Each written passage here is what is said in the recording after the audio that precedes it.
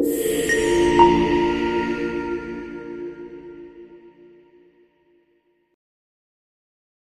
आपने ब्लॉकचेन का नाम सुना है? अगर नहीं तो कोई बात नहीं, आप बिटकॉइन के बारे में तो पक्के से जानते ही है ना। तो बस ब्लॉकचेन को समझना आपके लिए आसान होगा, क्योंकि बिटकॉइन की रिकॉर्ड कीपिंग टेक्नोलॉजी को ब्लॉकचेन कहते हैं और ये बिटकॉइन जैसी क्रिप्टो करेंसी के अलावा बैंकिंग और इन्वेस्टिंग की दूसरी फॉर्म से भी रिलेट करती है। इसलिए बेहतर यही होगा कि आप इसके बारे में जान ले और इसके लिए आपको ये वीडियो पूरा देखना होगा।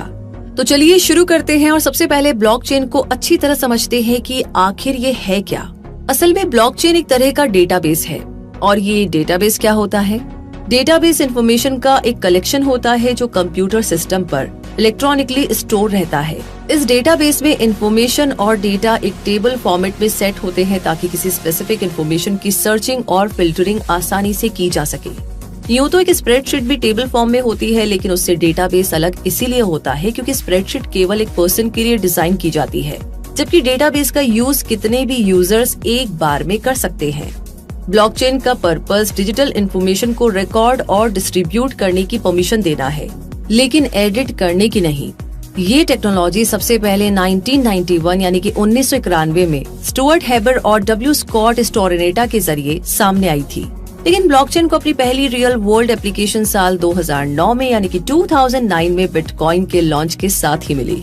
अब ये भी जानते हैं कि इसे ब्लॉकचेन क्यों कहा जाता है। तो इसका रीजन ये है कि ब्लॉकचेन इंफॉर्मेशन को ग्रुप्स में कलेक्ट करता है और इन ग्रुप्स को ब्लॉक्स भी कहा जाता है। हर एक ब्लॉक में लिमिटेड स्टोरेज कैपेसिटी होती है, इसीलिए जब एक ब्लॉक भर जाता है तो वो पहले भरे हुए ब्लॉक से जाकर जुड़ जाता है। ऐसे एक चेन बन जाती है डेटा की चेन, और इसीलिए इसे ब्लॉकचेन कहा जाता है। और अब जानते हैं ब्लॉकचेन के एलिमेंट्स जो मिलकर के ब्लॉकचेन तैयार करते हैं और साथ ही इस चेन के काम करने का तरीका भी जानते हैं। ये ब्लॉकचेन ऐसे ब्लॉक्स की चेन है जिसमें इंफॉर्मेशन है। हर ब्लॉक के पास पिछले ब्लॉक का एक क्रिप्टोग्राफिक हैश है। ये हैश हर ट्रांजैक्शन पर जनरेट होता है और ये नंबर्स और लेटर्स की एक स्ट्रिंग है। हैश ऐसा कनेक्शन है जो लेटर्स और नंबर्स के इनपुट को एक फिक्स लेंथ के एनक्रिप्टेड आउटपुट में कन्वर्ट करता है। ये हैश केवल ट्रांजैक्शंस पर डिपेंड नहीं करता है, बल्कि चेन में उससे पहले बने हुए ट्रांजैक्शन हैश पर भी डिपेंड करता है। अगर ट्रांजैक्शन में एक छोटा सा भी चेंज किया जाए तो एक नया हैश बन जाता है। यानी अगर ब्लॉकचेन के डेटा के साथ कोई भी छेड़छाड़ करने की कोशिश की जाए तो उसकी सारी सेटिंग्स चेंज हो जाती है और इस तरीके से रिकॉर्ड में हुई हेराफेरी का पता लगाया जा सकता है। इसीलिए ये एक सिक्योर ऑप्शन है। ये ब्लॉकचेन बहुत से कंप्यूटर्स पर स्प्रेड होती है और हर कंप्यूटर के पास ब्लॉकचेन की कॉपी होती है। इन कंप्यूटर्स को नोड्स कहते हैं। ये नोड्स हैश को चेक करके पता लगाते हैं कि ट्रांजैक्शन में कोई बदलाव तो नहीं हुआ है ना। अगर ट्रांजैक्शन को ज्यादातर नोड्स अप्रूव कर देते हैं तो उस ट्रांजैक्शन को ब्लॉक में लिखा जाता है। ये नोड्स ब्लॉकचेन का इंफ्रास्ट्रक्चर फॉर्म करते हैं। ये ब्लॉकचेन डेटा को स्टोर, स्प्रेड और प्रिजर्व करते हैं। एक फुल नोड कंप्यूटर जैसी डिवाइस होती है जिसके पास ब्लॉकचेन की ट्रांजैक्शन हिस्ट्री की एक फुल कॉपी होती है। ये ब्लॉकचेन अपने आप को हर 10 मिनट में अपडेट करती है। ब्लॉकचेन के इम्पोर्टेंट एलिमेंट्स क्या है और ये मिलकर के कैसे काम करते हैं, ये जानने के बाद अब आपको बताते हैं कि बिटकॉइन के लिए ब्लॉकचेन कैसे यूजफुल है। बिटकॉइन के लिए ब्लॉकचेन एक स्पेसिफिक टाइप का डेटाबेस है जो हर बिटकॉइन ट्रांजैक्शन को स्टोर रखता है। बिटकॉइन जैसी क्रिप्टो करेंसीज में ब्लॉकचेन इन करेंसीज के ऑप्शंस को कंप्यूटर्स के नेटवर्क पर स्प्रेड करता है, जिससे इन करेंसीज को बिना किसी सेंट्रल अथॉरिटी के ऑपरेट करना पॉसिबल हो पाता है। इसके यूज से रिस्क भी रिड्यूस होता है और बहुत से प्रोसेसिंग और ट्रांजैक्शन फीस भी एलिमिनेट हो जाती है।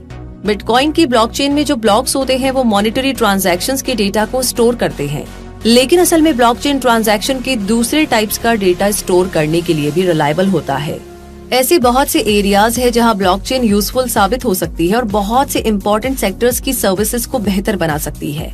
जैसे बैंकिंग और ब्लॉकचेन के बीच डिफरेंस को देखें तो फाइनेंशियल इंस्टीट्यूशंस में ज्यादातर 5 डेज अ वीक वर्क होता है।